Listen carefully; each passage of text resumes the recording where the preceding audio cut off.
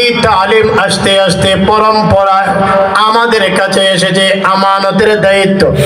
আমরা কি পুরাপুরি আমানতের জিম্মাদারি পালন করতেছি? কোরআনের যে জিম্মাদারি, যে আমানত, পুরাপুরি কি আমরা রক্ষা করতেছি? কথা বলেন না কেন? না, নিজেও ভালো করে পড়ি না, সন্তানদেরকে অনেকে পড়াতে চাই না।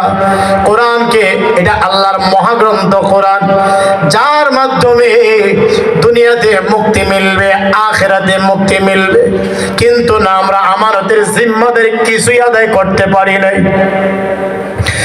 কিয়ামতের দিনে আল্লাহ রাব্বুল আলামিন লৌহ মাহফুজকে ডাকবেন, লৌহ মাহফুজ রে, তোমার কাছে আমার আমানতের জিম্মাদারি ছিল, কোথায়? জবাব দাও। আল্লাহ জিবরিলের মাধ্যমে আপনি না দুনিয়ায় আমানতের জিম্মাদারি দিলেন রাসূলের কাছে। জিবরাইল, আমানতের হিসাব দাও। কোরআনের ব্যাপারে জিজ্ঞাসা করবেন, বলে আল্লাহ এই কোরআনের জিম্মাদারি তোমার রাসূলের কাছে তোমার হুকুমে রাখছি। ওগো বিশ্ব নবী, ওগো রাহমাতুল লিল আলামিন, আপনি জবাব দেন, আমানতের দায়িত্ব কতটুকু পালন করেছে? রব্বুল আলামিন, আমি পালন করেছি আমার জীবদ্দশায়, এরপরের জিম্মাদারি আমার উম্মতদের কাছে রেখে এসেছি।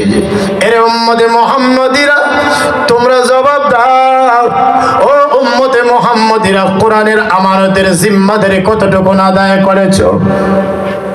তাইলে আমরা জবাবদিহি করা লাগবে কিনা? কথা বলেন না?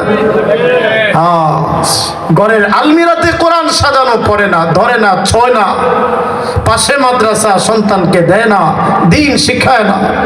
এই জিম্মাদারি, এটা আমাদের কোরআন শিখানো এবং এই জিম্মাদারির ব্যাপারে হিসাব দিতে হবে আল্লাহর কাছে।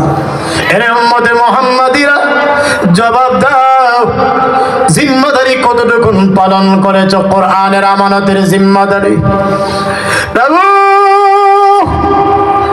আমরা পালন করেছি।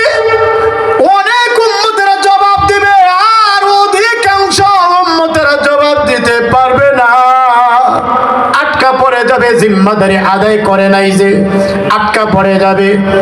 তাহলে বোঝা গেল কোরআনের আমানতের জিম্মাদারি যদি আমরা পালন করি তবে মুক্তি পাবো, জিম্মাদারি যদি আদায় না করি তবে আমরা আটকা পড়ে যাব।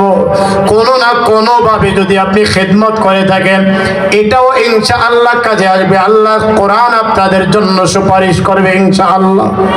কোনো না